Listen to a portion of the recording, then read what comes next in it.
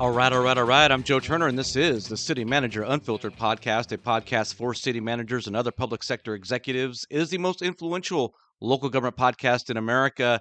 And today it's just me. We're going to do something a little bit different on this episode. I had originally planned to release one of my traditional interviews with another city manager or the like, but something happened on my trip while I was storming through the South for the AAME and meeting some city managers and aspiring executives. And it caught my attention when I got back home and did some more digging on it. And that is a city manager recruitment, technically a city administrator recruitment in Kansas. It's currently ongoing. And I want to talk about or expose what I believe is deceptive, unethical practices by the part of the governing body. I believe they're doing a bait and switch when it comes to hoodwinking the candidates that they're trying to recruit by putting out a phony salary range. I don't think they have any intention of honoring this salary range. And I think they're trying to recruit managers with this fake salary range. And then they're going to try to lowball you if you accept the gig. So we're going to come back to that in a second. I'm pretty fired up about it. I don't expect this episode will be a long episode, but I wanna delve into that matter. But before I do that, I want to do a couple of quick updates and also give a quick summary of that aforementioned trip through the South. First and foremost, I'm going to be down at the Texas Municipal League Conference here next week. I'm going to be attending that. Clear Curve Professionals, they have graciously given me a exhibitor hall pass, so I plan to be at their table for a little bit and walking around and meeting with vendors. And I would love to meet up with any of the city managers or other folks who listen to this podcast who might be in attendance. I'm also planning on taking my podcast equipment down there to do some interviews. So if you'd like to be interviewed for the podcast, please reach out as soon as possible so we can maybe try to arrange something or coordinate that because I'd really like to get a couple of podcast episodes recorded while I'm down there. Secondly, we are getting closer and closer to releasing the directory for the recruitment firms and recruiters, whereby the candidates can leave some constructive feedback and criticism of how they were treated in that recruitment process. And we are hopeful that the AAME, the American Association of Municipal Executives, will be able to use that vehicle, that directory with your ratings and reviews to influence how governing bodies select recruiters and recruitment firms in the future, right? Look, at the end of the day, I'm not trying to jam up all the recruitment firms and recruiters and leave negative reviews for everybody. I would like ideally for all the reviews to be positive because that means that they're all taking care of you guys as candidates. But we know that there are issues with recruitment firms and recruiters who are not taking care of the candidates and treating them professionally and with respect. And you got to put some spec on that name, right? So be on the lookout for that in the next few weeks. We'll be launching the beta version of that and hopefully be releasing that the final version shortly thereafter. But I'm really excited about that project, that venture, and what impact that's going to have on the recruitment process to help you, the candidate. I've got some exciting interviews planned for the podcast in the weeks to come. I've either already recorded them or in the process of recording them. Next week, I'm going to be publishing an interview with Sam Tolles.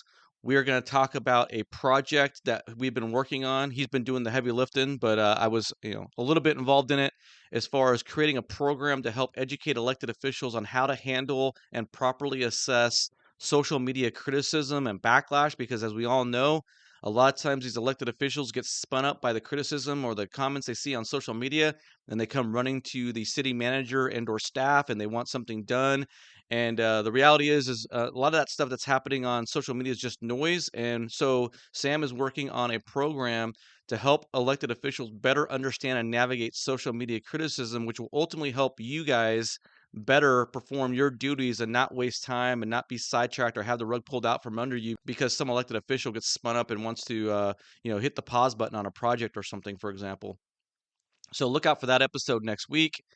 The week after that, I'm going to have my second interview with Troy Body. He's the Hopkinsville, Kentucky city manager. And that is going to be the second interview in the Black City Manager series. That's going to be a reoccurring feature for a while. So stay tuned for that episode. I'm going to have the boys on from the Mental Hygiene Project. That is Ryan Gallick and Michael Stahl. We're going to have a mental health episode. We're going to talk about some of those issues in the very near future. Going to have Mitch Hammis on. He's that code enforcement guy. So we're going to have a code enforcement discussion here in the near future. And then we also have a city manager, a township administrator in Ohio, Christopher Gilbert. He has a side project that he's working on. He's started a consulting business called Municipal Hospitality Advisors, and that's where he's talking about how to incorporate some of the lessons and tips and strategies that the hospitality industry uses and bring that into local government to create some positive experiences for our residents, our citizens, our taxpayers, right? Those are just a preview of some of the episodes I got coming down the pike, so stay tuned for that. Now I want to give you a rundown of my trip through the South for AAME. I met with a lot of managers, a lot of aspiring executives. It was a lot of fun, a lot of miles, a lot of time. It was exhausting, but also invigorating and exciting and fulfilling at the same time.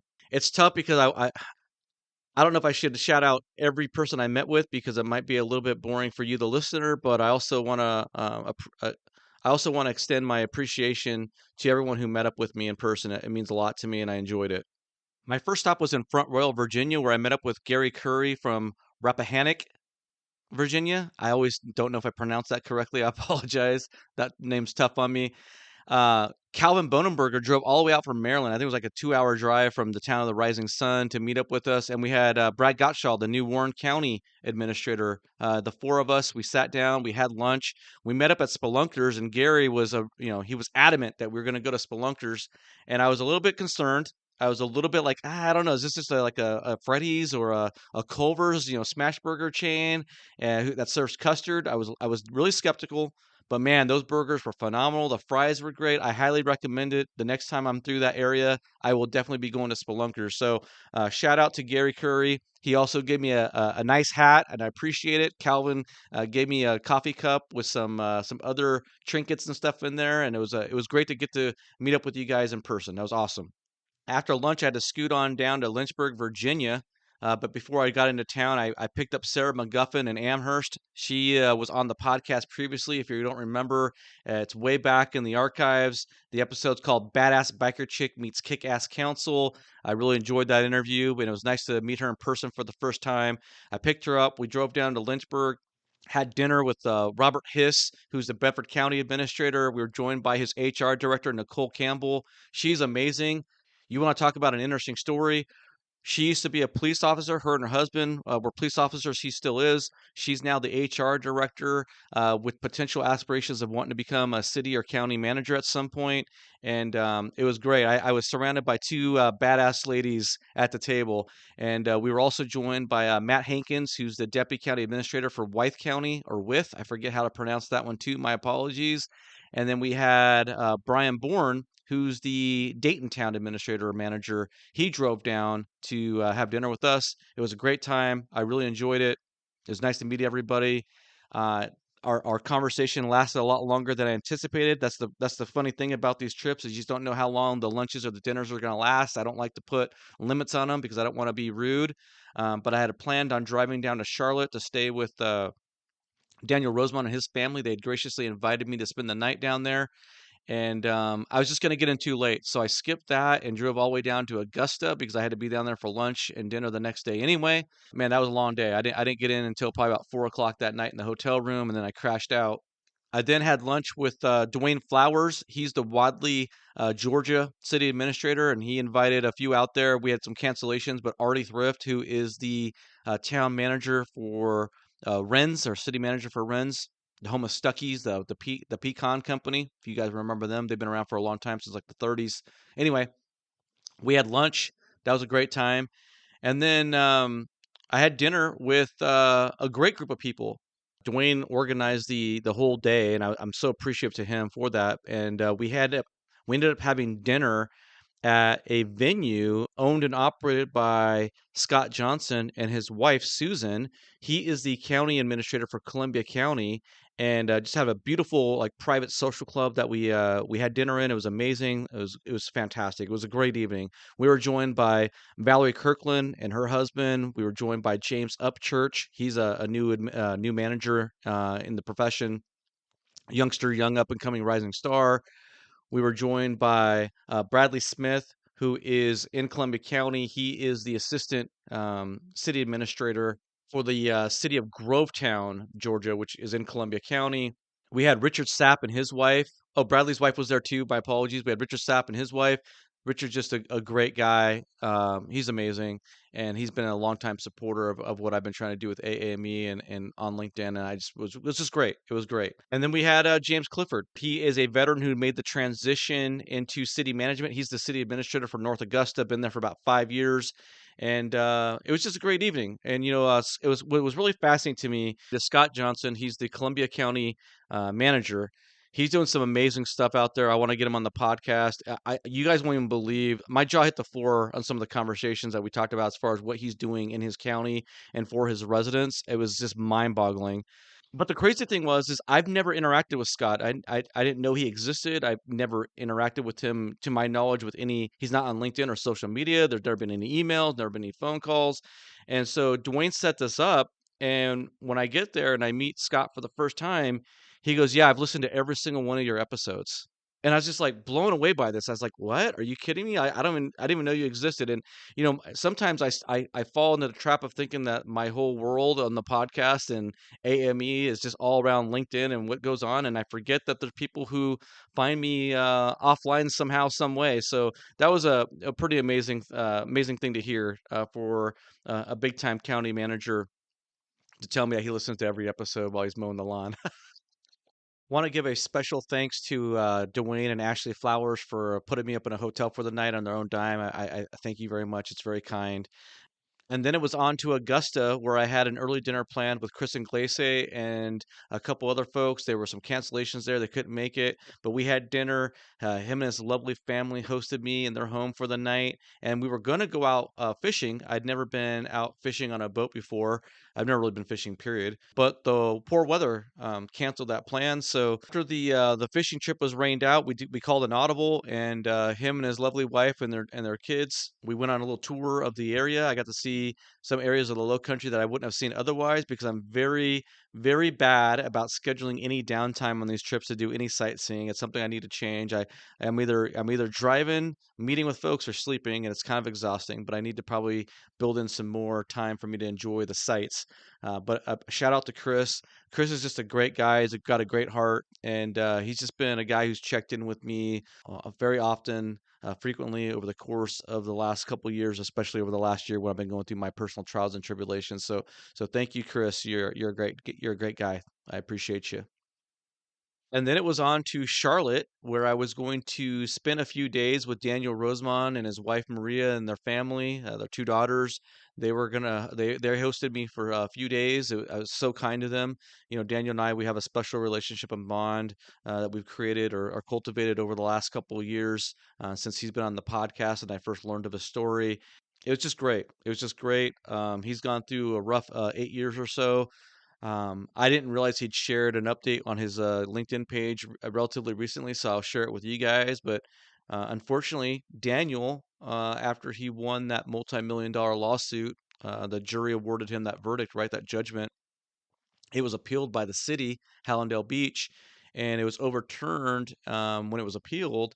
And then Daniel fought it up to the next level, and it was rejected. And then he appealed it all the way to the state Supreme Court, and the state Supreme Court opted not to hear the case. And so at the end of the day, after all those years, 8+ years of going through all that drama, and after winning a multi-million-dollar judgment from a jury of his peers, the city actually won. They overturned that multi-million-dollar judgment, and all he ended up getting was his 20 weeks of severance that he was entitled to from the very beginning. So it was definitely a kick in the nuts, and he's trying to rebound and rebuild his career and what have you. And so this is always a plug and a reminder that if you got any sort of workforce housing or affordable housing needs or issues in your community, please reach out to Daniel Rosemont and give him a shout, give him a look, because there's a decent chance he might be able to help you in your community.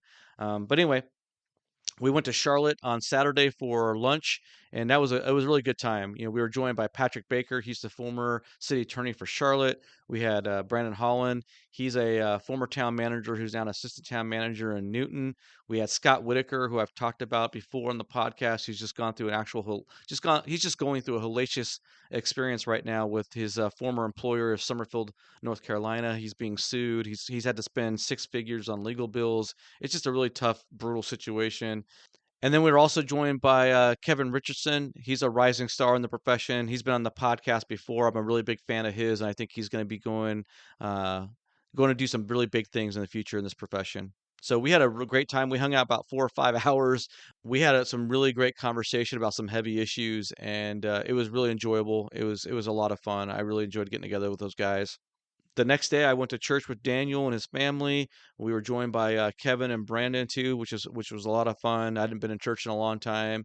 Uh, um, it was a little awkward for me, I'm not gonna lie, but I also really enjoyed spending time with Daniel and his family and the guys. It just, it was really great. It's just really nice to hang out and be real with people, right? So Monday, after the day after that, that's where Daniel and we drove up to Blowing Rock, North Carolina. If you haven't been to Blowing Rock, North Carolina, Shane Fox, he invited us up there to do a hike. We met up with Richard Douglas and his buddy.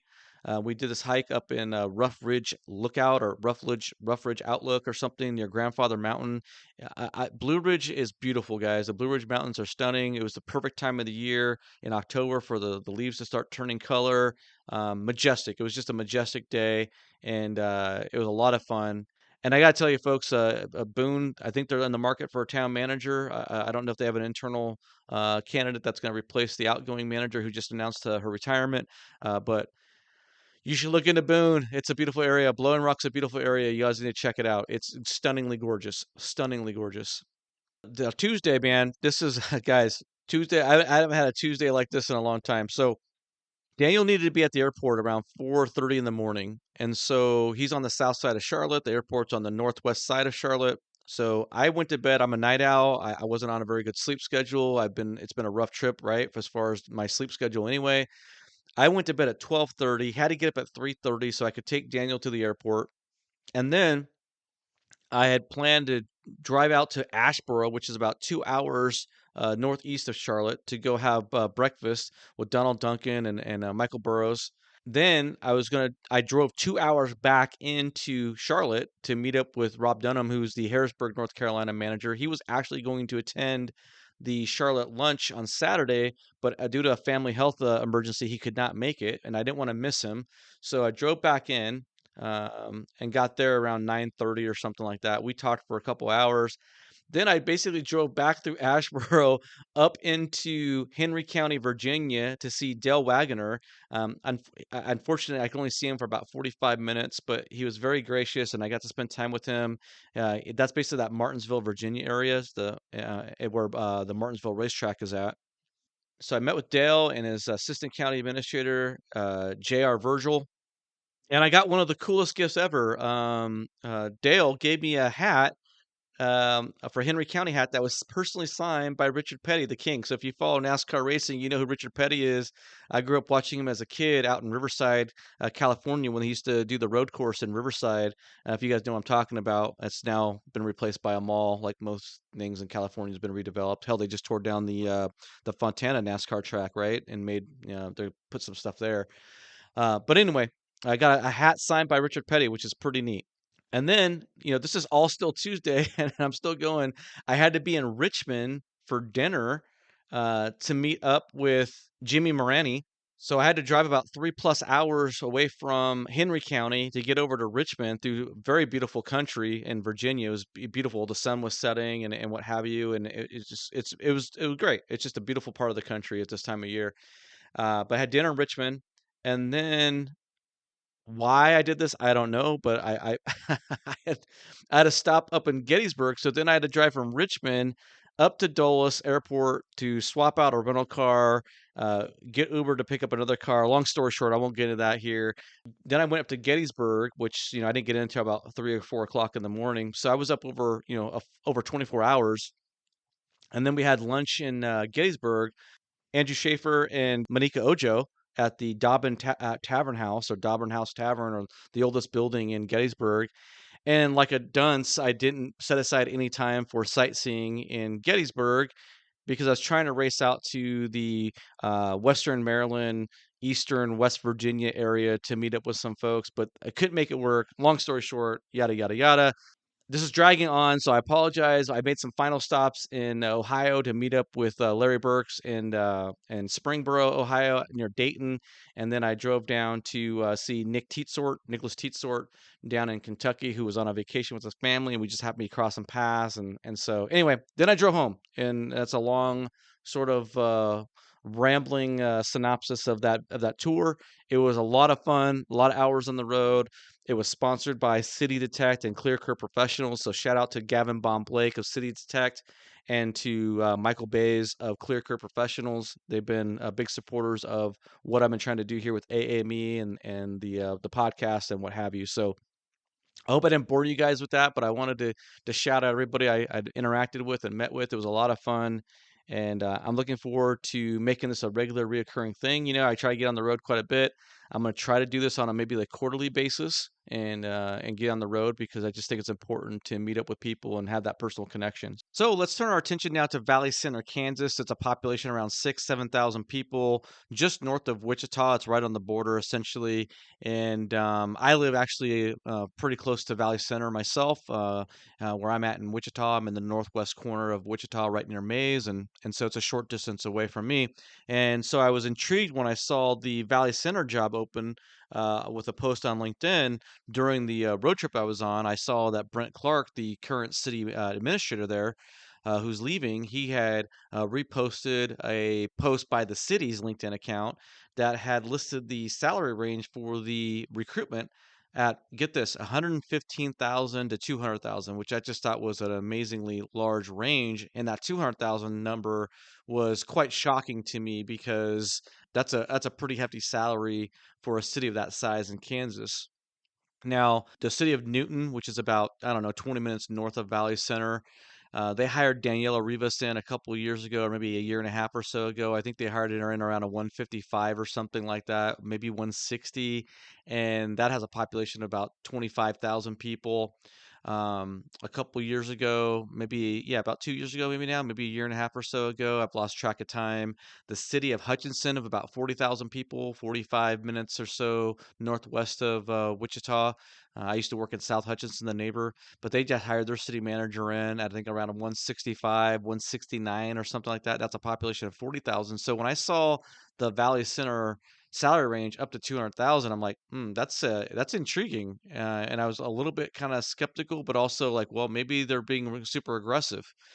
And so when I saw that posting on my trip when I was out in the Carolinas, I left a comment on the post that's to Brent Clark, the city administrator, and I said, "Hey, that's a pretty wide range there, Brent." He didn't respond or acknowledge that post to my recollection, and I haven't talked or interacted with Brent in any way over the last couple of years.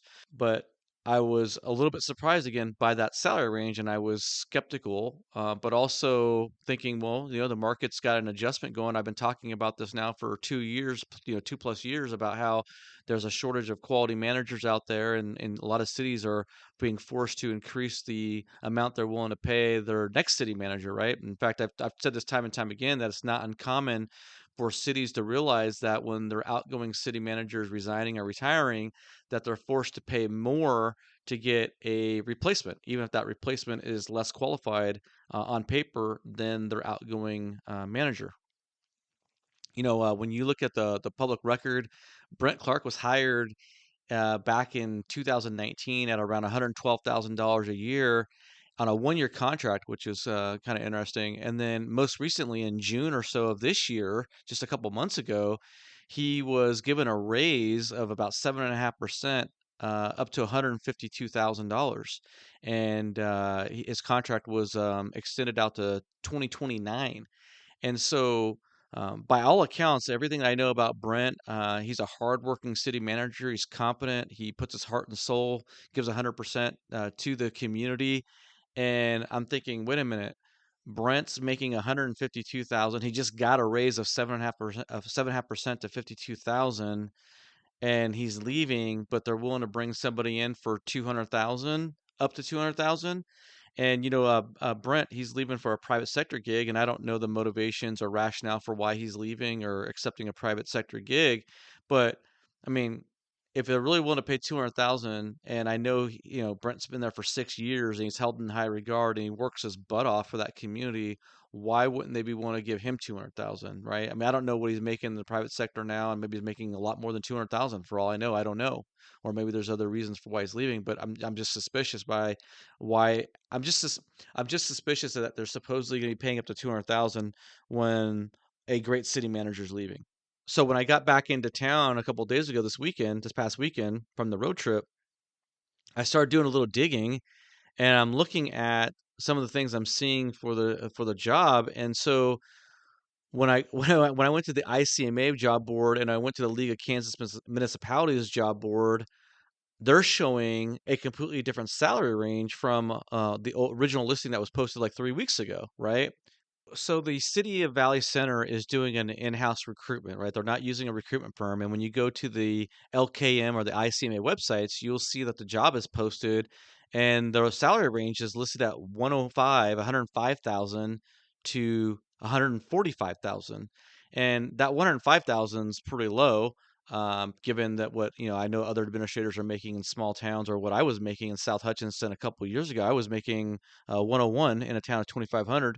And I'm like, okay, that's a low range. And then 145, that didn't shock me as far as being, a possible salary range for that position.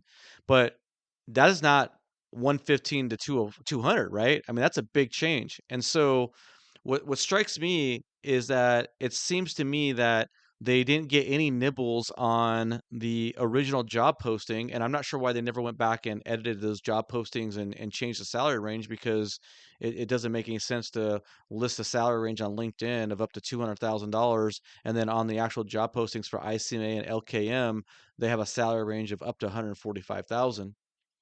And I just said a second ago that the current city administrator, Brent Clark, he was making 141 and got bumped up 7.5% to 152. And obviously that seems pretty consistent as far as what the real salary range is going to be. Is, do you really think they're going to bring in somebody and paying them more than they were paying Brent Clark, who's been there for 6 years and has a great reputation? And I mean, he spoiled that city council. I haven't talked to them. I don't know anybody there. I haven't talked to Brent about the situation, but I know Brent works his butt off and he's a big time booster of the organization and of the community. And I think that city's in for a rude awakening. I think they think they're going to get somebody just like Brent, and they don't realize that Brent's kind of a special breed, and he does a lot of work, man. He's a true working administrator when it comes to that position, and they're going to struggle. I think they're going to struggle to find somebody to come in and replace him at no matter what amount they pay. And so I the idea that they're going to bring in somebody and supposedly pay him $200,000, I just call BS on that. I just don't think that's a legit salary range. And as I mentioned earlier in this episode, when I talked about the site for recruitment firms and recruiters that we can rate and review, obviously we don't have a site to rate and review cities or city councils. But I think this is I think this is really disingenuous if you want to give them the benefit of the doubt. But I really think that this is unethical and deceitful and deceptive and unprofessional. And I'm going to unpack that a little bit more here because I've uncovered a little bit more to the story. So at the October 7th meeting, the city of Valley Center voted on new salary ranges for all the positions. Some cities in Kansas, they do a salary ordinance whereby they update the minimum and maximum ranges for each position. And in Valley Center, they voted on that as recently as October 7th, right? Which is just a couple weeks ago. Their vote to make their vote on the city administrator salary range was a minimum of 114,000 to an annual maximum of 171,000. So how is it that they are approving a salary range of 171,000 and then putting out a recruitment brochure that says that they're going to pay up to $200,000 for a max salary? And yet their current city manager he wasn't even making the midpoint of the new salary range that they just voted on until they gave him a raise, right? They gave him a raise to 152, which is barely above the midpoint now of 142. So I mean, come on, guys. This is not a real salary range. They're being very unethical. They're doing a bait and switch tactics, and what I believe they're trying to do is get a bunch of candidates to apply, get them enticed by the $200,000 salary range potential, and then they're going to chisel you down and try to lowball you to take the job. Because I find it hard to believe that they're going to pay somebody more than they're paying the current city administrator.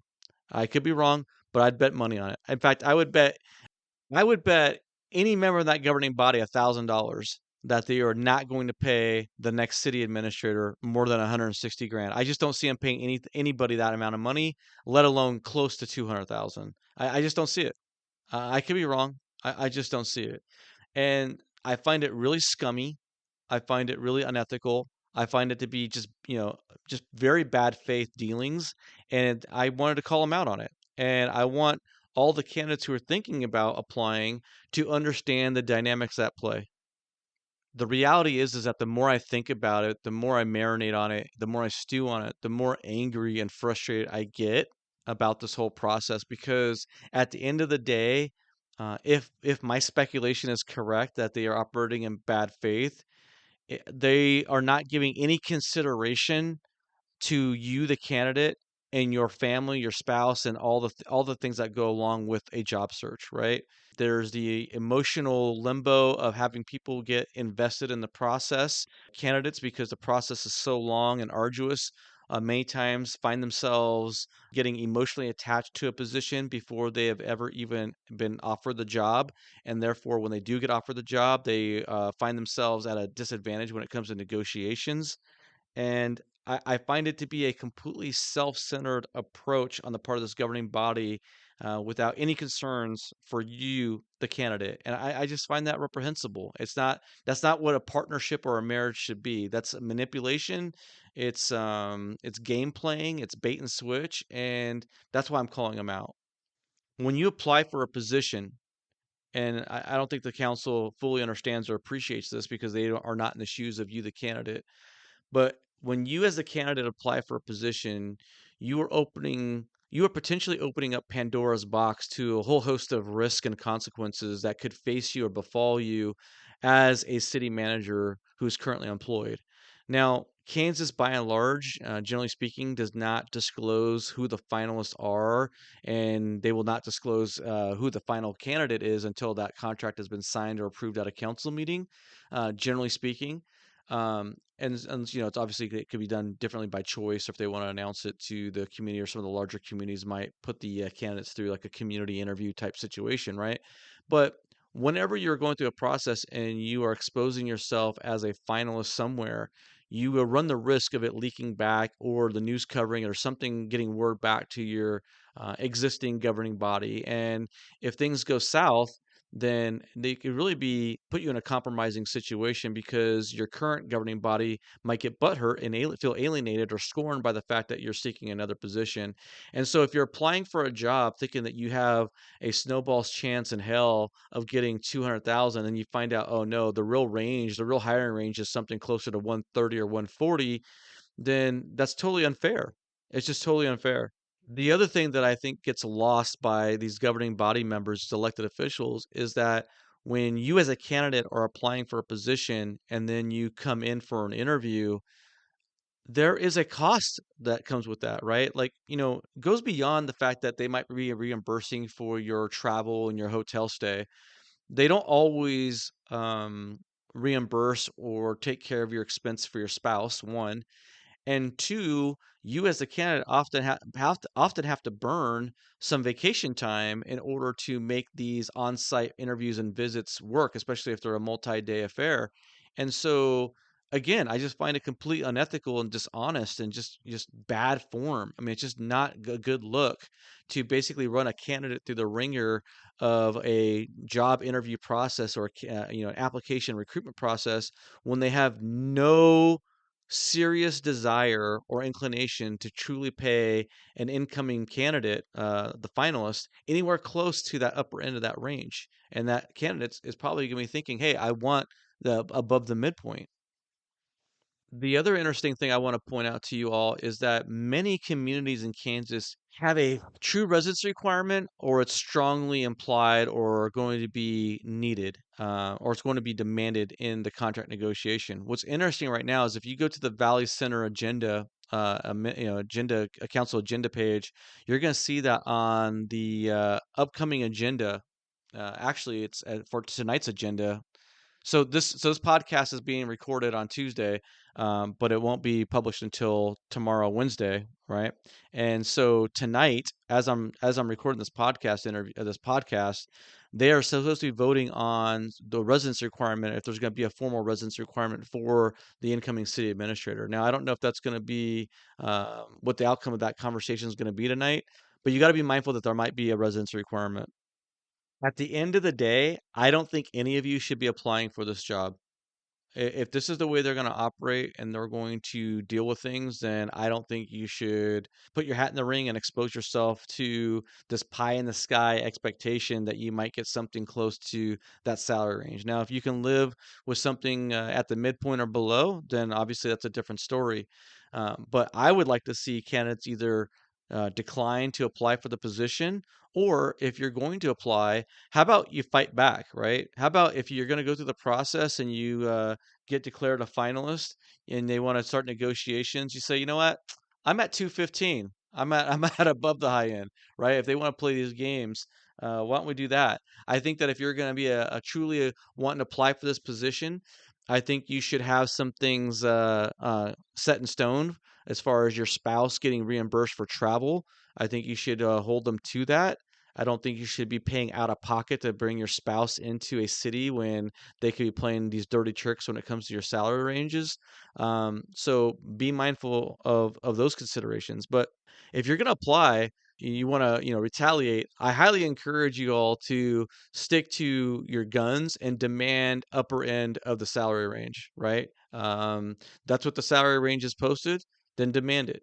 If they want to roll the dice and go through our entire recruitment process and risk losing all the candidates because they decide to lowball everybody with these these horrible offers when they've really been, presenting themselves as being a really a very competitive range, right? Because 200,000 is extremely competitive for a city of this size in Kansas. I mean, I don't know what city managers in Kansas are currently making over 200,000 other than some of the larger cities. Jacob Wood in Salina was recently hired to be the city manager there. He was an internal candidate who was elevated to the top post. He's making something like 235,000, and Salina is like 60,000 people. Salina is like, I think like the eighth largest city, or sixth or seventh largest city or something like that in Kansas. It's up there. Valley Center is 7,000 people. I'll be shocked if anyone gets close to 200,000. So I don't want to go round and round and beat a dead horse. I just find it completely unethical. I find it completely disingenuous and unprofessional that this governing body would play these games. And maybe I'm wrong. Maybe I'm jumping on them for no reason, but I see no reason, no inclination. You don't put a salary range of 105 to 145 and then change it 2 weeks later or whatever it is that they did to 115 to 200,000, right? That doesn't happen. There's just no way that makes sense. What is more like what when the salary range goes from 105 to 145 and it gets changed from 115 to 200,000, do you really think that they're serious about paying any candidate close to 200,000? I mean, I got a bridge for sale if that's what you truly believe. But I could be wrong. I could be wrong. So listen, if you are a candidate, if you're truly interested in this position, go into it with your eyes wide open. I don't think you should apply for the position. I wouldn't want to work for a city council that treats city managers this way with such disrespect and without any consideration for their personal needs and the needs of their family and the emotional roller coaster of a recruitment. These individuals sound like they're truly self-centered and only concerned about their agenda and their issues without any concern whatsoever for what you go through as a human being, what your spouse and your children may go through in the process of being recruited or going through a recruitment process. I wouldn't do it. I just think it's a very bad look on their part, and I don't think it's indicative of how you want to start a marriage or a relationship with a new city, and I don't think it indicates I think it's a poor indication of how you're going to be treated in the future on future raises and salaries and other dealings that you're going to have with that organization or with that governing body. So, hey, I've said my piece. I'm not going to be a dead horse anymore. I wouldn't apply. I think it's scumbag bait and switch tactics. And I'm pretty confident that at the end of the day, when they do pick a city administrator, that salary is going to be around 150 or less. That's what I truly believe. All right. That's it for today. I'm Joe Turner. This is the City Manager Unfiltered podcast. If you like the content, please hit that follow or subscribe button on your platform of choice. Please leave a rating or review on your platform of choice. And again, I'll be down in Texas at the Texas Municipal League Conference next week. Please look me up. Love to meet you. Love to say hi. Love to possibly interview you on the podcast. Catch you next week.